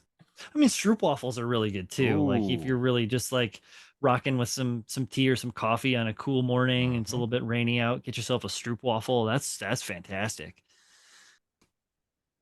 I also wanted to talk to you, Brian, about your podcast as well. I have a couple of questions. Why did you get into podcasting? And how's that been for you? And why is it called Built Sideways? And what's that about? I listen to podcasts. I like to listen to podcasts. I got into listening to podcasts long before I ever thought of ever being or on one or talking on one. Even it was after pandemic had started, and I stopped doing the metal shop thing, and I started going on walks and just to Mhm. get out of the house, and would listen to podcasts on the walks. And I started like trying to figure out new things, and because the video game podcasts I was listening to were kind of not really like resonating with me at the time, so I was like building these Gundams. Let's look up for some plastic model podcast or something like that. So it was like scale modeling podcast, whatever. And the first one I happened upon was Mike and Dave with the Plastic Model Mojo. And I started listening to them, and then they were like, "Oh yeah, there's some other podcasts you should listen to." And then like that kind of like just branched out, and I started listening to more podcasts. And I found that there was kind of a little bit of a void in regards to the mecha stuff. A little bit. I wanted it to be more of a conversation around the thing, because like I've been doing the YouTube thing. I made my YouTube channel in like 2007, I think, and it was primarily skateboarding. I changed that over into scale modeling and prop making stuff in like the mid 2010s. Got into doing live streaming. I started trying to do videos where I would like edit videos of like how I did like panel line removal on a goof, or like seam removal, like melting seams and sanding things off and stuff like that. Doing little Gundam tutorials like how to hide the cursed stickers by using like a Stickers. But that became very tedious to me, and so I got into doing live streams where it was more of an easy way for me to show what I'm working on and to interact with the community. I started the workbench live stream with my buddy Paul a long time ago. We've been doing it for 4 or 5 years now. Having the equipment to be able to talk and like participating in these other shows. I was in a group of people called Mechanism, where we would hosted by Tim Harkins, Child of Mecha. Every other weekend we would get together and have like a round table where like 8-9 people would get together, and we would show our work. We would talk a little bit about what's going on. We would ask each other questions, kind of like a talk show. Oh, okay, yeah. Chat would talk to us and stuff like that, same kind of deal, interactions. So it's really just like being comfortable with the equipment, being comfortable with the subject matter, and then having a reason to do the thing. So we got together, and I was like, "You guys want to do this?" We were already doing live streams. We had set up our own viewing streaming schedule with all of the different schedules, so we weren't overlapping, because people were Yep, starting to have yep. like problems with overlapping.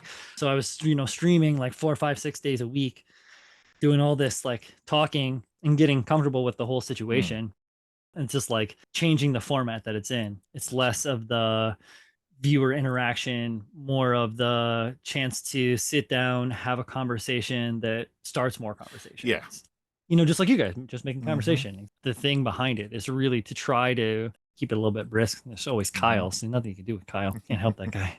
And who does the edits? Chris does all the edits. Chris like lifts all the heavy, does all the heavy lifting. I do most of the Instagramming kind of stuff. Like I do the posts, and we all kind of gain feedback and stuff through all of our various different social things. So like I talk to people on a bunch of different stuff. Like I talk to you on Facebook Messenger. I talk to a bunch of other people on Facebook Messenger or on Instagram. We have a Discord for the podcast now. So it's called the Built Sideways Podcord. It's free to join. We also have a Patreon that people can join too. You guys have been talking about doing a Patreon. Is that right? Yeah, we just started. Yeah. So yeah, we have a Patreon. And that's what pays our fees. So it pays for the editing software, it pays for the hosting site through Zencaster, it pays for all that stuff. Indeed. We don't have to put anything in because we put it all in ahead of time. We don't have to run ads, which is kind of nice. That's great. Yeah. And yeah. we're able to sustain ourselves and like we have some perks. We're working on more perks. It's a little bit iffy to get all that stuff together and try and get all the ducks to line up or all the, everything to go. Yeah, I really like your Instagram. I like the way that you do the really nice photographs for each. Yeah, and that's a group effort of trying to find. You had the chilies exploding with the seeds, hot and spicy. That was a spicy episode. I liked it. Yeah. And then the posing episode, I took that photo. I stole that photo off the internet and I told Chris to Photoshop Julio's head on it, and he photoshopped my head on it. That went down well, huh? Yeah, it happens a lot, actually. You'll see little things like when Kyle, because we did a color theory thing where Kyle didn't understand color. And so we started talking about color theory and, the way color works and all of that stuff. And we got a great stock photo of the small child in front of like a finger painting set and photoshopped Kyle's face onto that little child because he was like a newborn baby boy trying to learn how to paint colors. Well, that's kind of how I feel as a little baby boy trying to learn about Gundams and robots. And I'm glad that you could come on and help us a bit, Oh, yeah, my pleasure. Happy to try and spread the good word. Yeah, the good word, the religion of Plasmo. Not Plasmo, that's something else. Playmobil. No, Plasmo's a different modeler. I think Plasma has got his own religion as well, but that's a different episode. Oh, right. I love Plasma. Plasma will eventually answer the email because I can't keep sending them to me every day and he ignore me forever. Try to email him as well. No response. If you're listening, get in touch. One of the other things I want to just quickly touch on, if you've got time, of course, was the difference between Western and Eastern cultures in the foundation of how they talk about stories and things. So with the Eastern side, there seems to be like I don't know what the word is, like a Gaia, like a ghost in the shell. There's like a living, breathing, magical force inside. But the Western side, they don't have that. So they don't seem to understand that. Yeah. And I think a lot of the Gundam stories are about things like that, like passion and words are really magic, I suppose. Yeah. That could be why people don't watch so much Gundam over here. I don't know, because a lot of that, like some people call it like blue mushroom or like whatever kind of stuff, like the magic stuff. Yeah, it does exist in some of the Gundam, like say Unicorn, for example. Like Gundam Unicorn has a lot of that magic element to it. There's like time travel. There's a bunch of weird stuff that goes onto it if you look real deep into it. I don't think that is the thing that puts people off. I think some of it is like, remember back in the day when Macross first came around, if you remember that, like, do you remember Love? Even that was like 1986 or 87 or something like that. But before that, the singing thing, exactly, the singing thing. It was a lot about Min-Mei and Rick and running around inside this big weird ship and not knowing what was going on. And it was a lot of emotional buildup. And it wasn't so much like cool jets, shooting missiles and shit. The cool jets were there, but they were singing about them. Right, exactly. Well, and it was less, that wasn't the thing that was driving it. But I feel like what on the Western world, very military, very Arnold Schwarzenegger Commando, whatever. Even Stallone Cliffhanger was very muscle brown, go and get the guy. Less like, we don't know how to deal with this changing things that are happening, but at least we have each other. Fly a kick-ass plane somewhere or something, Yeah, that's not the story, is it? No, that's not the Hollywood way. And you know what? It takes a lot more energy to do the daily slice of life stuff or to pay attention to these stories.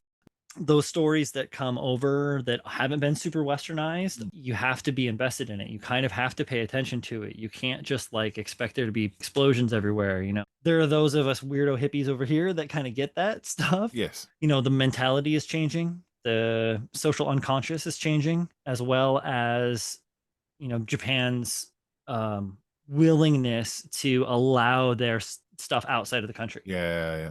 It's what it's all about, right? It's always about that, about selling toys or selling, what can you do? Now they even talked about that in the Secret Galaxy thing with the Macross. Like how do we sell these?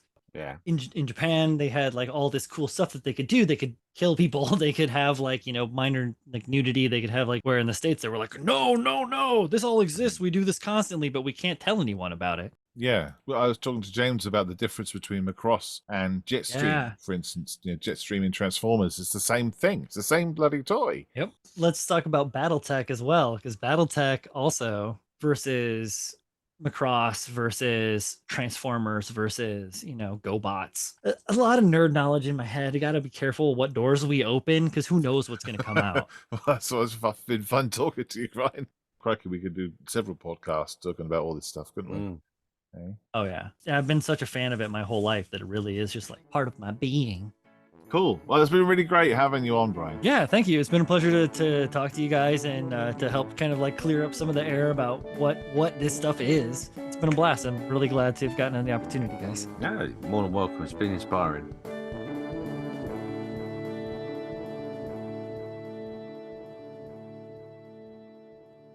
So Gundam is just like any genre of the hobby, in that it has its nuances, tropes, specific styles, and dedicated followers who have all fallen in love with the characters and stories. It is no secret that Gundam kits are incredibly well engineered and a joy to make, but that is not enough to grow the hobby. A population that fundamentally understands the motivations of the Gundam genre is needed. Until Gundam hits mainstream distribution, then only a handful of IPMS judges will know what Gundam is. Next time, we'll be just making conversation about other subjects relating to this daft hobby of ours.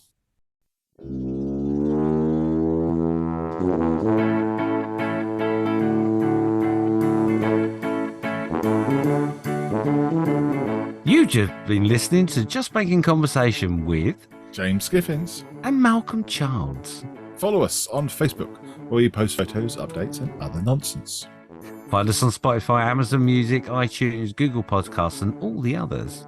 Let us know what you are just making and what your thoughts are on the conversation in this episode. Thank you to the following supporters from paypal.me/podcast JMC. Here we go. Philippe Lafreniere, Johan Frentzen, Mike Beepstucker, Mike Shelley, Mark Harry, Elliot Capredi, Adam Kieran, Druss the Legume, Craig Nichols, Elliot, Lane Dean, Ivan and Build Another Kit, Callum from the Michael Machines podcast, Paint All the Meanies Peter, Brad Warren, Tim Black Rifle, John Julian, Chuck Mark Becca Wahi, Simon the Judge, Steve Lee Costas, Mark Ray, Neil Twice, Mike, Robert, Andrew Drew, John, Mike, Jeff, Richard, Lynn, Gordon, and 7 others. If you do show your support, leave your name so we can paint the roll of honour on the tail of the next episode. Goodbye. Goodbye.